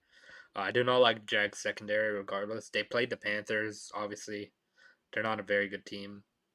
So it's going to be a good test here for Jaguars if they can get the pass rush going. They can definitely get sacks on Joe Burrow. So it's going to be interesting to see. I'm going to take the Bengals here, though. I think they'll figure it out. Their offense is going to get going against the Jags defense. They just got to watch out for a pass rush. And on the Jaguar side, they gotta play smart football. Trevor Lawrence can't miss passes he did in the Panthers game. He's got to be accurate. All right, I'm going to the Bengals there. Giants, Cowboys. I'm going to have to go Cowboys. That offensive line for the Giants was not very good. Bears, Lions, which should be a good game. Lions, if they figure it out, they should be able to compete as well. Bears, they can't crumble again. They got to figure out how to stay consistent on offense. This one is a game I'm torn on because the Bears did crumble in a game, but the Bears can be good offensively. They have too many weapons on offense to not be good. It's gonna be hard to pick, but I'm gonna have to pick the Lions here. I think the Lions are gonna figure it out, and they badly need this one to keep up with the Packers, especially if the Packers go 2-0 to start the season. Rams Titans. I'm gonna take the Rams. The Titans have a good defensive pass rush, but I think the Rams are better offensively than they are. Patriots Dolphins, another toss up. The Dolphins look so bad. I might just have to take the Patriots here. But again, it was only week one, so this one could be a toss up as well. Um, hmm. If Tua can keep the ball out of harm's way, they can win this game. And if the Patriots can run the football, they can win this game. This one's tough. But I'm gonna have to go with the Patriots here. I'm gonna take the Patriots. I know I shouldn't, but I'm gonna take the Patriots here. The Dolphins just looked so bad last week. I don't think it's gonna get any better for them. 49ers Saints. Obviously, I'm gonna take the Niners. Bills Jets. Ooh, Bills Jets is gonna be fun actually. But I'm gonna have to take the Bills here. Josh Allen is too good. I think it'll be too much for Justin Fields to overcome. Seahawks Steelers. I'm gonna take the Steelers here. I think Aaron Rodgers is a better quarterback than Sam Darnold right now. They gotta get Seahawks gotta figure out a run game, and they're going against the Steelers, who are good defensively in the run, except they did give 100 yards to Brees Hall. So we'll see how it plays out. Browns Ravens going to Ravens. They're gonna destroy the Browns. Broncos Colts. This is gonna be a good test for Daniel Jones. If Bo Nix plays error free and turnover free, they win this game. But this might actually be close. It is in Indianapolis. I'm gonna take the Broncos here though. Panthers Cardinals. This is gonna be another tight game. Both teams are fighting to stay alive for a playoff hunt. Obviously, it's week 2. Anything can happen. I gotta take the Cardinals here. Bryce Young did not look good last week, and he's got to play again against the Cardinals. And I don't. He's got to show me he can do it. Eagles Chiefs rematch of the Super Bowl game. Oh man, it's gonna be a fun game. But just based on how the defense was going for the Chiefs last game, and with all the injuries they have on offense for the Chiefs, I'm gonna have to take the Eagles. Losing Xavier Worthy is gonna hurt them a lot, especially against a good team like the Eagles. And then Monday Night Football, we got a doubleheader, one at 7 p.m. and one at 10. So I'm glad they didn't do it simultaneously, because I know a lot of people were annoyed at that, because games would overlap and they couldn't watch both games. But first game, Buccaneers Texans. It should be a fun game. I'm gonna take the Texans here. I think CJ Stroud will figure it out that week. The offensive line's just gotta protect him and they'll win that game. But I got the Texans here. I like Baker Mayfield a lot, how he's playing.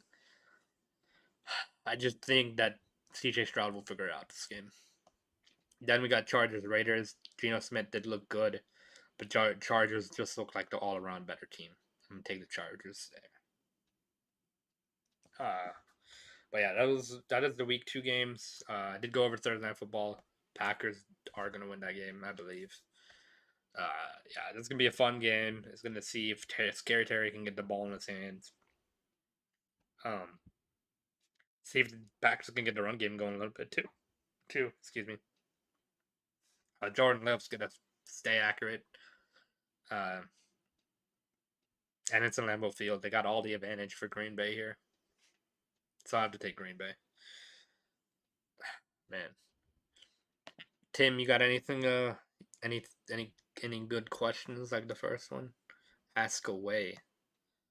Because I just went over all of that. Over almost 2 hours now. Wait, I can actually check. Hour and a half, okay. Damn. Been talking for an hour and a half. I appreciate you, Tim, for listening.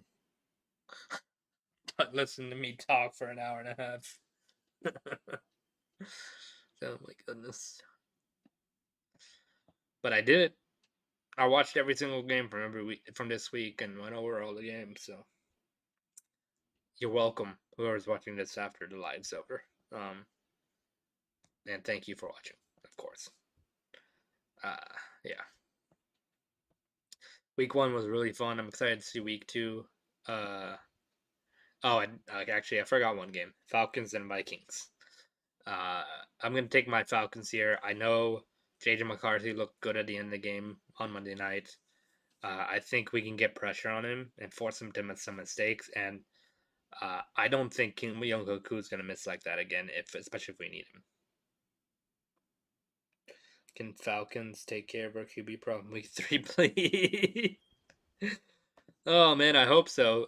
If our pass rush looks as good as we did week 1 and continues on, we get more and more sacks each week, Tim, then week 3 is going to be a blowout, hopefully, and Bryce Young's going to get sacked so many times he's going to throw like 4 picks, and then you can change the quarterback if you want.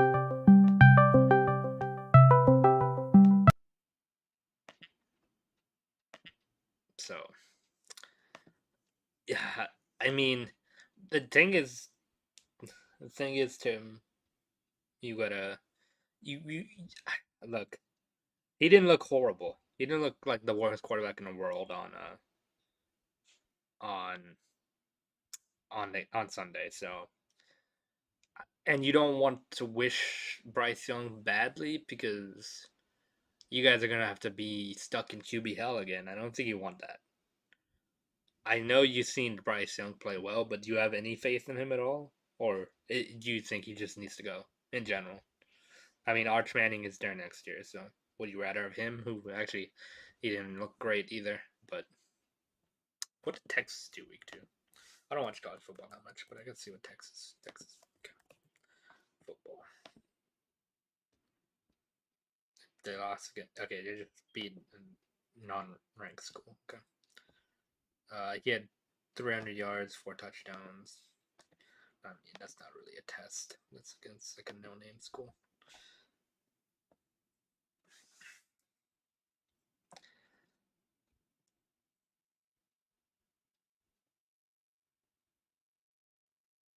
Look at the injury. Is there injuries things on here? Standing schedule. More injuries. Injuries. There we go. Let's see if we can zero. No awareness throwing ball away on 4th down. Oh, dang, Tim. Okay, I got you. That makes sense. Zaven Collins. I guess I can go over some NFL injuries real quick. I have the injury list here. I got you, Tim. Man, he looked real. Dude, I was at that Falcons Panthers game last game season. He looked crazy good, but also we did not. We apparently the defense coordinator we had last year that game. He said they something got messed up in their defensive scheme. So I don't know, but mm, I just hope. I mean, I just hope he does something for you to make you help you have hope again. That's all. But that play was pretty bad. Like you can't throw it away in 4th down. Just throw it. Try to throw it somebody. You can't throw it away in 4th down if you're trying to win a football game. Dang. The Cardinals. Javen Collins was questionable with a hand injury, so he's still questionable right as of right now. He should be back by week 2.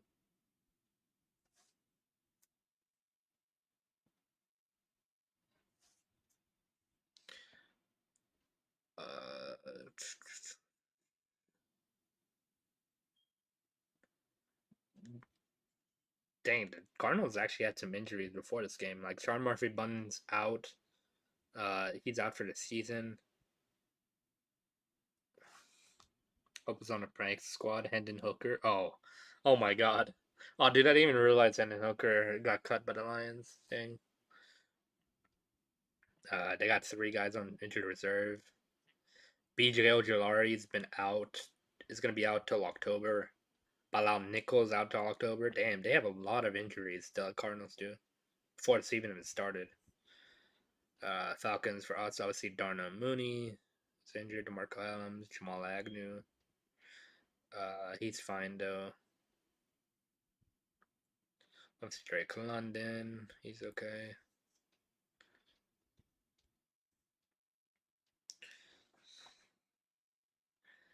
Ravens don't have too many injuries. Ricardo likely got hurt, so likely was out week 1, but he should be back this week.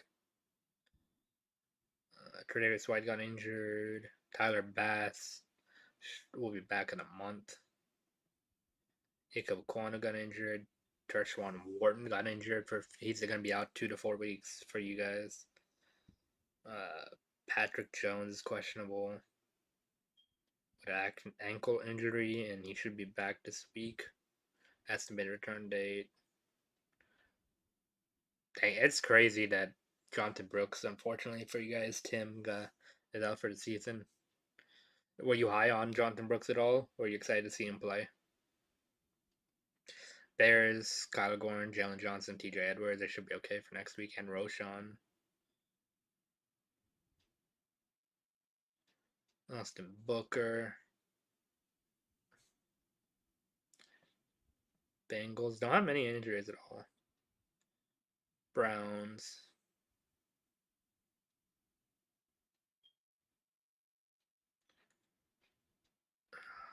The Browns actually have a lot of people in injured reserve. Dang. Oh, dang. Jeremiah Wosu Koromoa, actually. I don't know how I missed this. Nick, he's out for the season, dang. Oh, I think I read that somewhere.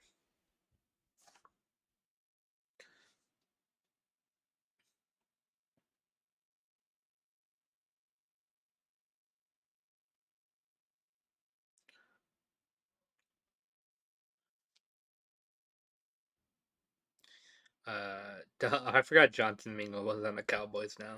That's funny.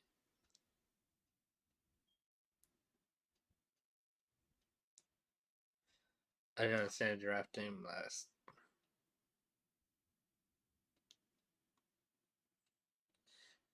Yeah, I there's actually no reason to start him last year, especially since you had Chuba Hubbard. Didn't Chuba Hubbard get hurt last year too? But yeah, if he's already hurt, why would you take that risk? Now he's out for this year too, so that doesn't help your team at all. Like it's just questionable decisions. And Dave Canales, I don't know how I feel about him as a coach. Like you gotta have good decision making. This is your second year. You gotta show you can get better as a coach.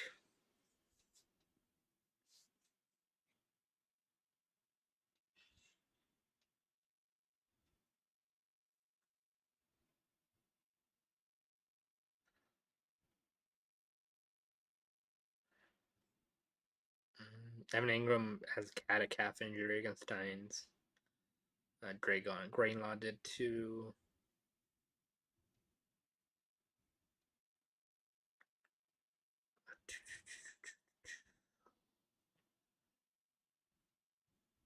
Damn, the Lions had a lot of injuries. Lee Onwuzurike was out for the season.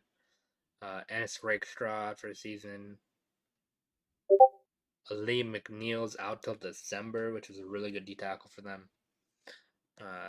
These are probably we already know, but still. Malcolm Rodriguez is out till October. Josh Pascal out till October. Sheesh. Terrell Arnold was questionable in the game. Christian Watson's out till October, and he just signed a 1-year, $13 million extension with the Packers. Zach Tom got hurt. Quay Walker, but he should be okay. Michael Parsons, limited. They're all limited. Okay, there's a lot of limiteds in practice for the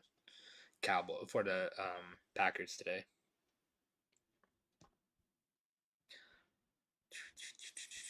Kate Stover, Christian Kirk. Kate Stover was doubtful. He should be back by this week, though. Joe Mixon obviously is out till next month.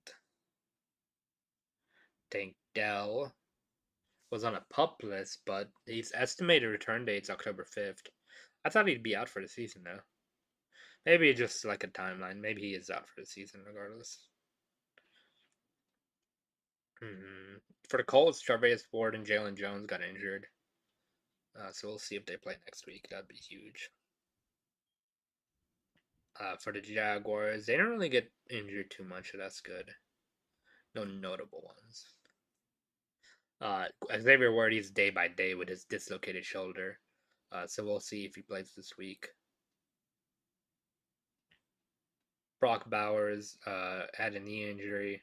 We haven't heard anything else on that yet, so gonna be looking at that.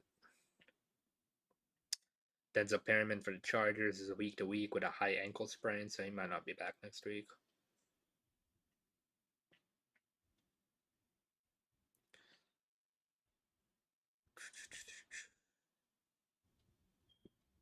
Harrison Smith obviously didn't play Monday night, so see if he plays against the Falcons. Gonzo was out, so we'll see if he plays next week for Patriots.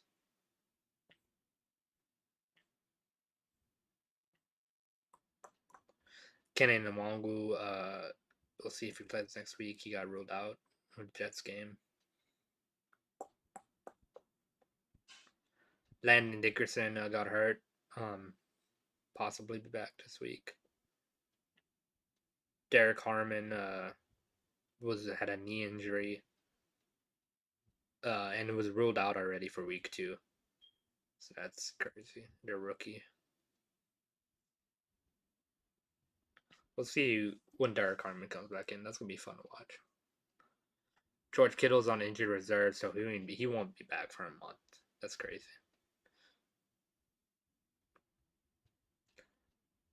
Brock Purdy, toe shoulder injury. They're gonna rest him this week, and he might he's questionable. He might be out next week. That would be huge.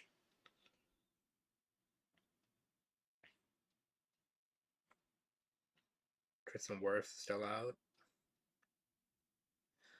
Casey Latham for the Titans, questionable with the hip injury. Might play this week. There we go. That was the injuries. That's interesting.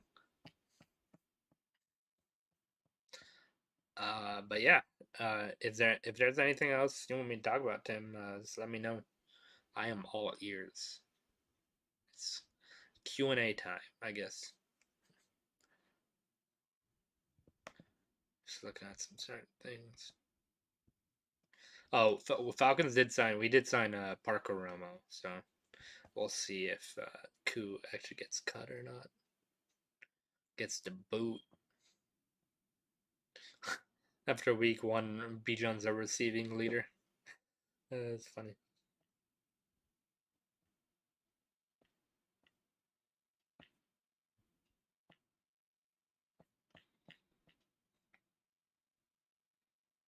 And the fact that Penix was literally driving down the field to try to tie the game with backup receivers because Darnell Mooney and Drake London were in is actually insane. That means he can throw to anybody. I'm excited. I love primetime games, and we get damn. We have 2 back-to-back primetime games against the Bills and the Niners. That's actually crazy.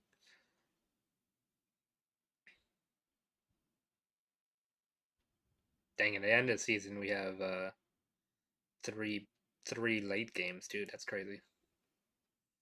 I try to go every year, so I probably will, honestly. And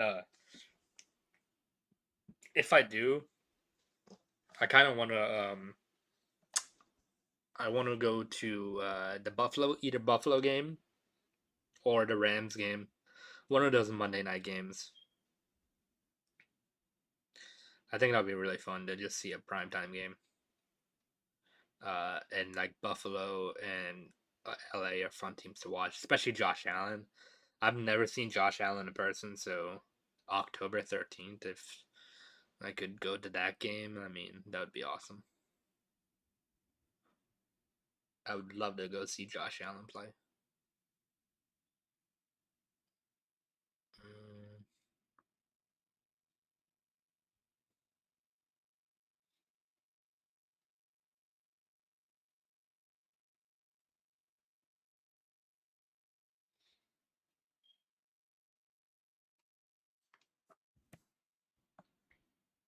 We have Falcons have an early bye week this week. We have week 5. This is probably the earliest bye week I've ever seen for us.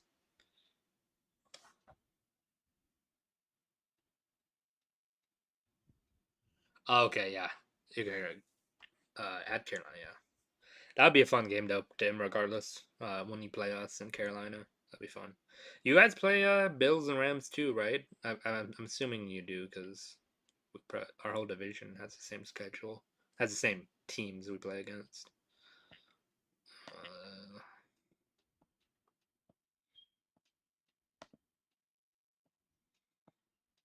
Arizona.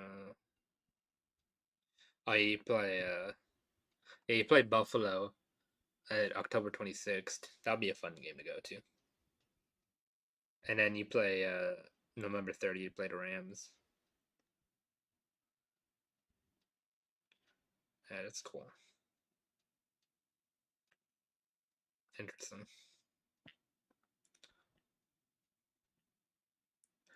Dude, I'm sorry, Tim. Like, I did not expect Bryce Young to look that bad. Like, to be honest.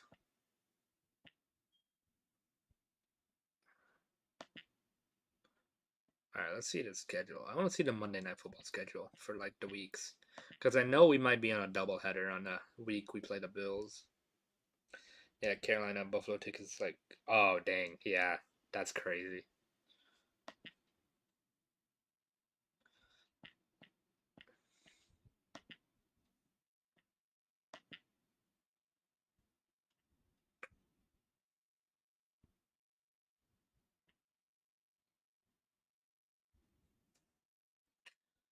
Dude, especially it's just because of the Bills. That's why. And like, I mean, damn. I want to try to go to the Bills game, but it might be really expensive, honestly. So I might not be able to. Yeah, week 4, there's two Monday night games, and they start winning each other. So 7:15 Jets and Dolphins, and an 8:15 Bengals and Broncos. So I hate how they do that. It's just not fun for anybody. Week 5, yeah, bye week.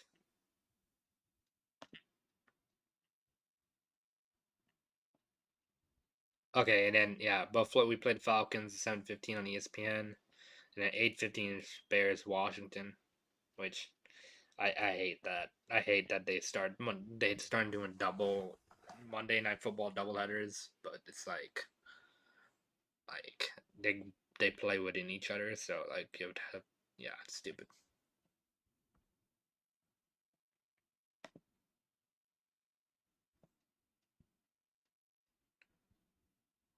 And then the next week they have another doubleheader in week 7, but they actually spread it out. So Houston Seattle game starts at 10, and then Tampa Bay Detroit starts at 7. So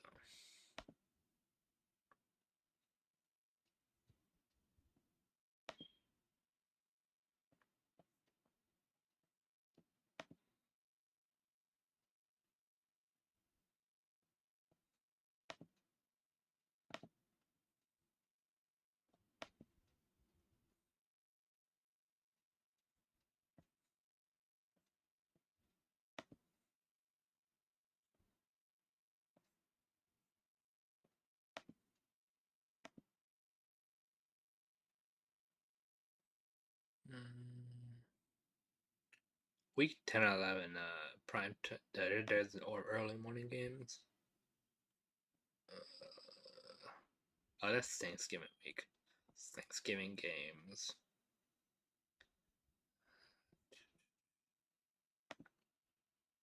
Yeah, if you guys have any questions, just let me know.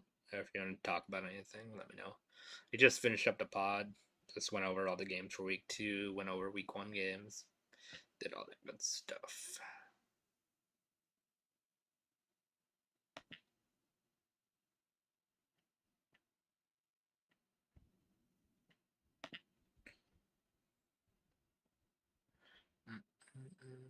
It's Saturday, December 20th. What's so special about December 20th?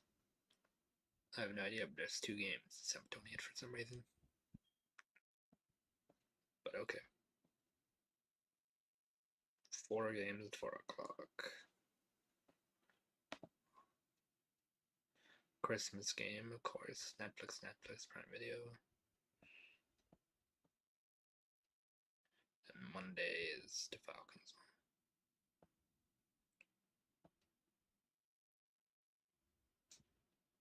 Oh, it's week 17. That's why. Week 17 is gonna be interesting. There is 5 games that are still to be dated, and it's and excluding that, there's only 5 1 o'clock games and 1 4 o'clock game. So it's gonna be interesting to see which games go on Saturday, because Red Zone is gonna be weird that day. But that's all the end of the season. So yeah, ain't enough schedule. Oh, well, I could have just done it by Thursday night games or Sunday night games, whatever.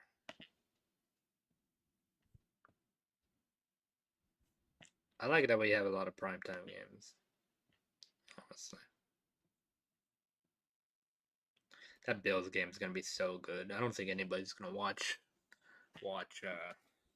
Bears Commanders that day. I mean, they might. It is Jane Daniels versus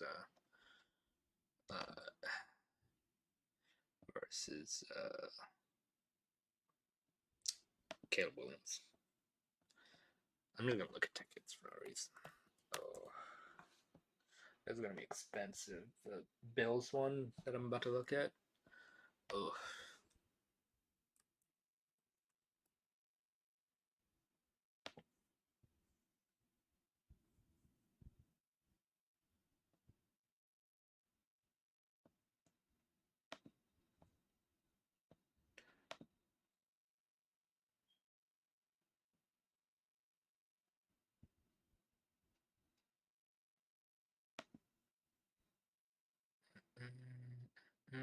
Oh my god. Just looking at general admission, holy shit, that's a lot of. It's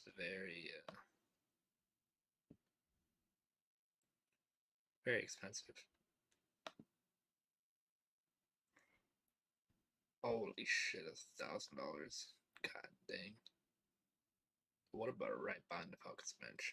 I see 2 tickets right there. $2,000. Shit. Yeah, Tim, look at these tickets for the Falcons Bills game. Jeez. 700 for those two. But these look like good seats.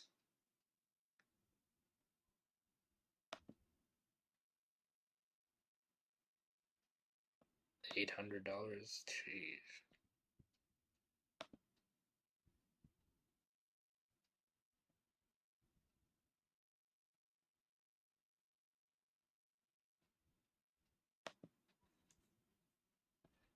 Yeah. Maybe I do go to the Rams game. See the Rams.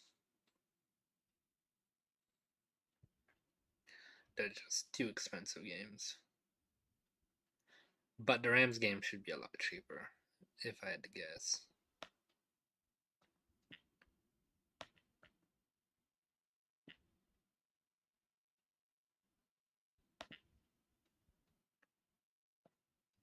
Alright, that's still expensive, but not the worst.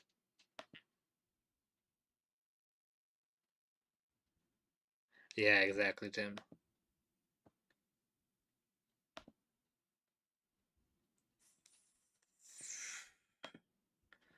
$400's not bad. I found one for the Rams game, $474, which isn't horrible.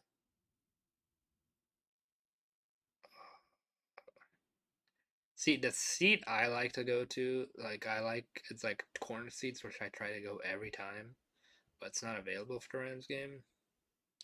But also, I could also just try to go to another game, like the Seattle game or the Saints game, last game of the season, Panthers game, November 16th. Let's look at Seattle. So I might not go to the Monday night games. I mean, it is what it is. I can easily watch it on TV. So.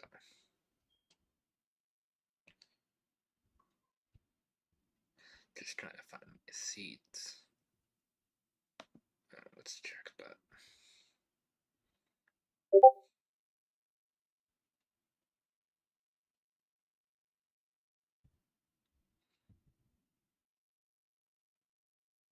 Yeah, look at this one. Last game of the season, right? Against the Aints. I'm looking at these right behind the Falcons nest.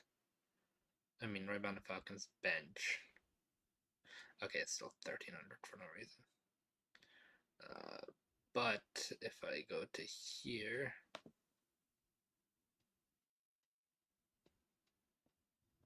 $589 still. Damn, they're usually not that expensive.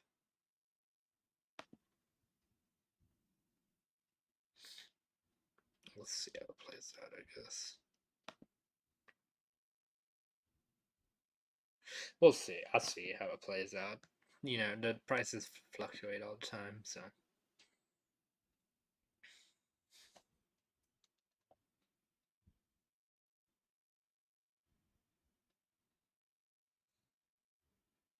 But yeah. I appreciate you guys for watching the podcast. I'm gonna try to go live Saturday. Well, I'm gonna make sure I go live Saturday, whether it's by myself or not. Yeah. I appreciate you, Tim, for hanging out again, like always. Been talking for like 2 hours, and you apparently appreciate you for listening to me. Damn, dude, I needed so much water, Tim, going through those games. Like that's why Ian, I like to have Ian here so I can take a break, but Ian's not here today, so I literally had to my throat was dry. Like my throat was really dry.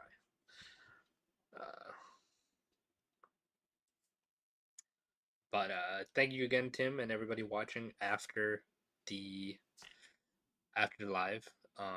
Appreciate you guys. Subscribe if you are new. We talk football every week. Gonna go live Saturday to preview week 2 games. I previewed Thursday Night Football, so if you guys missed that, just go back a little bit. I'd say at around 1 hour and 30-ish minutes, just somewhere around there. But yeah, appreciate you, Tim, again. I appreciate you guys. I'll be back Saturday. I will at least be back Saturday. So I'm gonna keep this thing going regardless. So let's do it. All right. Don't miss the outro. The outro is cool. All right. See you guys later. Thank you, Tim. Thank you for watching the PI Podcast. Make sure you subscribe and tune in next time so you don't miss the latest news in the NFL world. You can also follow. Wait. Okay. You're welcome, Tim. I had to stop the outro for you, Tim. Yeah. I'm glad I could get your shift, Tim. But I did have to drink a lot of water, though. That was, yeah. I talked more than I ever talked in my life. But, yeah, thank you, Tim. I'll see you next time. I should be live Saturday. Probably earlier, probably not 10 night-ish Saturday. Probably should be live earlier on Saturday. But, you'll see when I go live. But thanks again, Tim. Thank you for watching the PI Podcast. Make sure you subscribe and tune in next time so you don't miss the latest news in the NFL world. You can also follow us on TikTok at PI Podcast and on Twitter at PI Podcasters. Until